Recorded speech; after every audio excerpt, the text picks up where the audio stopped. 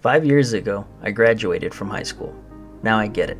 High school stories are sometimes riddled with hyperbole and can feel insignificant in the grand scheme of things.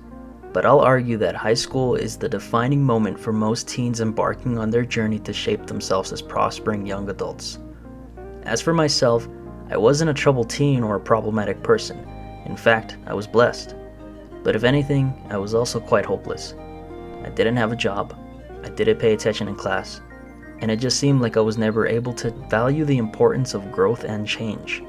I just stayed there, stuck in place without ambitions or desires. In hindsight, I can understand where that mentality would have led me, and if anything, I never wanted to disappoint my family. You see, my family and I have always been tight. They've always wanted the absolute best for me. I understand that. They went through hell to provide for our little family. My mom often tells me she's happy that I loved my childhood, as hers was filled with violence, homelessness, and other things I'd rather not mention. Because of her sacrifices, my mom has pushed me to surpass her. Her, being a homeless immigrant trying to survive, to a doctorate degree graduate and educator. So, back at high school, I'm sure I knew deep down in my self-conscious of the sacrifices my family made and the hopes they had for me. Yet, somehow I didn't wise up. Again, I was just stuck. No dreams, no ambitions, just someone destined to drop out eventually. Sadly, following in the footsteps of my two eldest siblings. Thinking about it now, it would have been embarrassing that out of the 4 children, only my older brother had graduated. No, my family wouldn't let me sink, so they pushed me to participate in extracurricular activities. It was there that I met Mr. Arrington. To be exact, it wasn't actually Mr. Arrington, as I initially called him.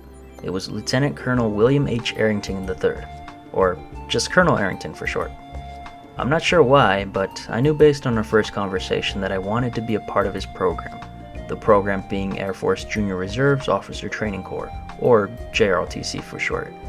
The essence of this program was to guide students and instill in them with core values resonating those of the armed forces, specifically those of the Air Force. The core values being integrity first, service before self, and excellence in all we do. Upon joining, I met Senior Master Sergeant Jerry Archuleta, one of the most lively and humorous persons I had ever met.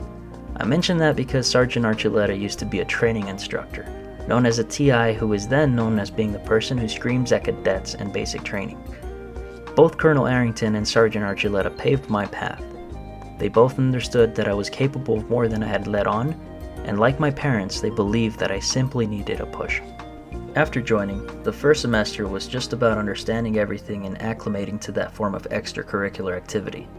Still, I was happy to be doing something at the very least. Because my grandfather was the only person in the actual service, I was ecstatic to tell him. My gramps and I chatted for a long time. He reminisced about his time in the Navy, and I told him about the program.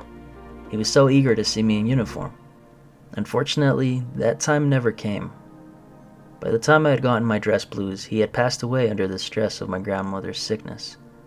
You could say that the uniform was my promise to do better, and even if he didn't see it, I made a vow to keep that promise. Surprisingly enough, during my first year as Cadet Airman, I was promoted to the Honor Guard Commander, ranked at Cadet First Lieutenant. Essentially, I became an officer on my first year. I immediately took on the responsibility of presenting the colors to the district board and at formal school events. There was this one time where I was carrying the American flag during a very windy day. My flag was flying everywhere with an immense force, and I nearly dropped Old Glory.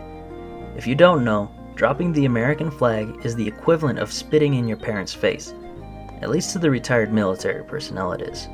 Lucky for me, I didn't. Oddly enough, it was in that moment that I started to realize my change.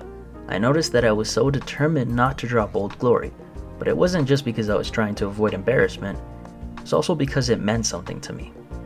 This gave me the lens to see my potential that I once thought was non-existent. Eventually, with the help of my instructors and my fellow other officers, we planned to assist and attend a community-based fundraising event of the American Cancer Society. It was known as Relay for Life. I was privileged enough to lead the cancer survivors on a lap of victory. From there, my responsibilities grew as I was promoted to major in my second year. It was during this time that I was offered the opportunity to travel to the United States Air Force Academy to participate in the Summer Leadership School. This was the closest I would ever be in the military without actually joining. We did all things from general studies to building our involvement with both the Air Force and our character.